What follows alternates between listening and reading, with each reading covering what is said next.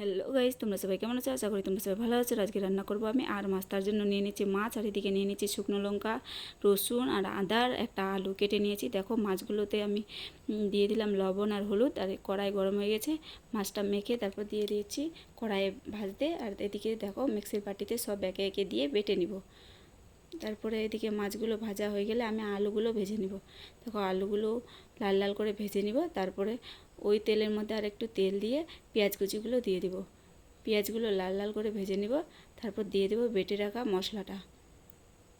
দেখো ভাজা হয়ে গেছে, দিয়ে দিলাম বেটে রাখা মশলাটা ভালো করে ভেজে নিব। তারপর দিয়ে দেব হলুদ আর লবণ। তারপরে ভেজে রাখা আলুগুলো দিয়ে দেব। দেখো ভেজে রাখা আলুটা দিয়ে ভালো করে একটু কষিয়ে নেব।